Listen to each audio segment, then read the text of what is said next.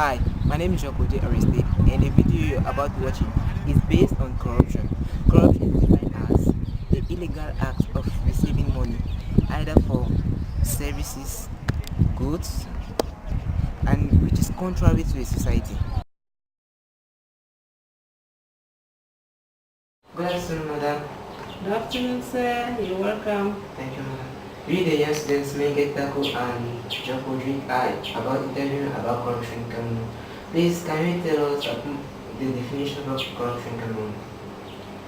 Well, as far as definition of corruption is concerned, I want to give this definition. It's an illegal act of collecting money for any other material thing for services rendered. Alright, so please, have you already witnessed corruption as a road user and office personnel? Have you already witnessed corruption? Thank you, Mr. Ndjock. I wish to say here that we witness corruption on daily basis. And if you want to talk of road users, we know of situations where we travel in public transport vehicles and these drivers are being harassed by police officers for a 500 francs or 1,000 francs for institutions where the driver has even all his car documents. I want to assure you that we see that on daily basis. So what are the consequences and effects of this illegal act in our society?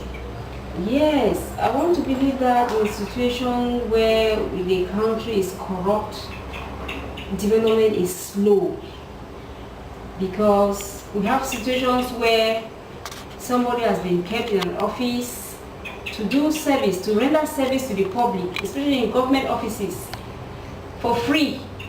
But they tie down some of these people who come for those services for maybe for money, for illegal money that are not supposed to ask from them. So it details them.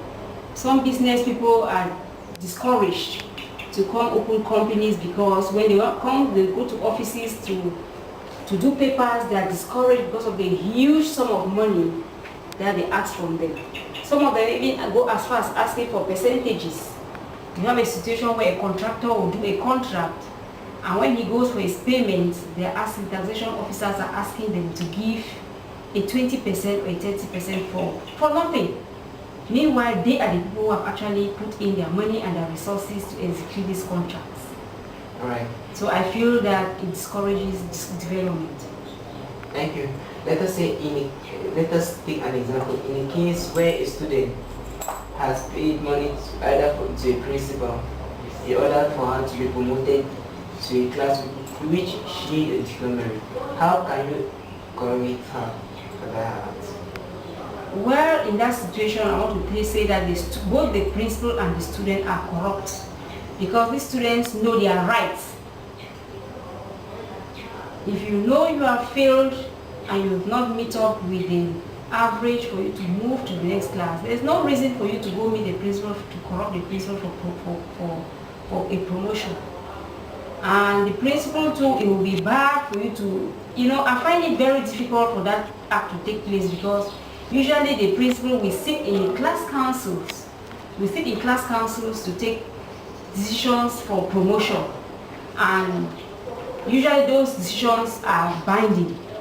In those class councils, we have the discipline masters, we have the class teachers, we have the SDMs, the guidance counselors are there, the vice principals, and even the principals are there. So it will be difficult for this principal to single herself out to promote this child without the knowledge of the other members of the council. Okay, thanks, madam. So how do you think we can stop this illegal act in our society? Well, I want to start by saying that we should all go on our knees and pray. Pray hard, so that the minds and the consciences of each and every one of us should be touched.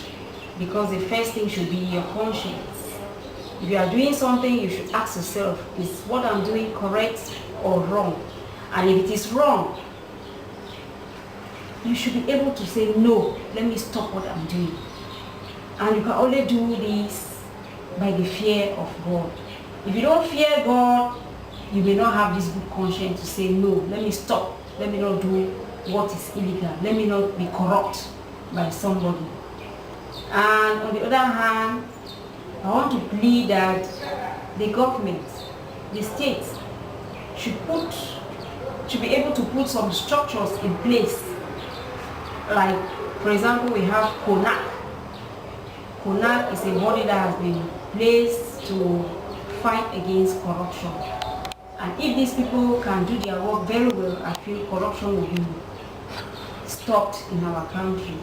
So the government has a duty to put structures in place, to follow up principles, to follow up delegates, to follow up ministers, to follow up taxation inspectors, to follow up teachers.